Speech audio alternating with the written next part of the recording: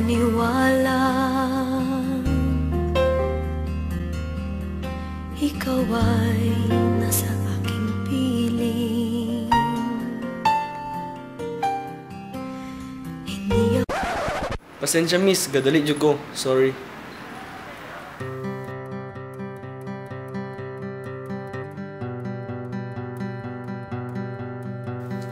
Dear Dr. Gugma, ako si Hilary ug kini ang akong suliran. Pila na ko katuig na ay crush siya ning laki sa mong school, pero murag di siya pakabantay na naa ko. Well, why would he? Dili ko hot, dili ko sexy, dili ko gwapa. Half sa school, crush siya. Kinsa ba naman ko para iyang pansinon? Busa nagasulat ako sa imo Dr. Gugma bahin ikaw usa ka bantog na mananambag. Unsa akong buhaton para mapansin sa akong crush ug unsa akong pwede mabuhat para siya pod magkagusto nako. Forever alone, Hilary.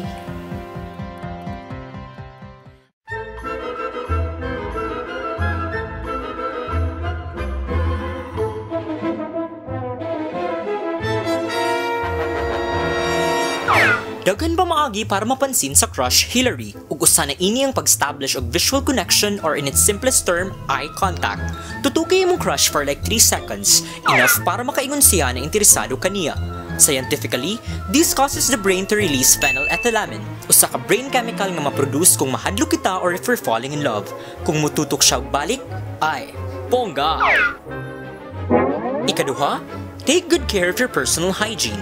Basing bahok kag ilok, or bahok kag baba, in which case, do something about it.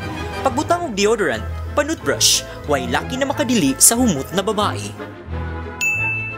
Pero kung ikaw gadali, ang pinakamaayo nimong mabuhat kay ang diretso na pagstorya sa iya. Pwede kang mangutana kung naa ba siya photocopy sa inyong handout sa chemistry or kung willing ba siya mutabang as volunteer sa student council. Kung dili niya pangayuin nimong number, basin shy type siya, or dili siya available, or basin di lang jud siya interesado sa imo. Busa nga kung pinakaulahing tambag, accept the things you cannot change and change the things you cannot accept. Kung di ka kadawat sa kamatuuran na di ka niya type, pangitag paagi na mahimo kang iyang type.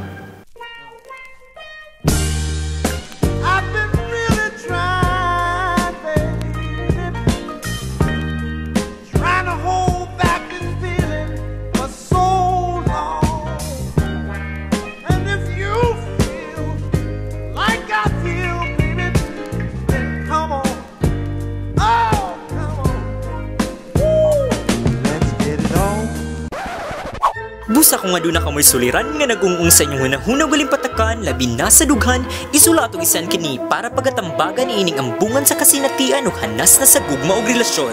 Kini si Dr. Gugma nagaingon, ang laki nga di madala sa pagpakyut, malamang bayot.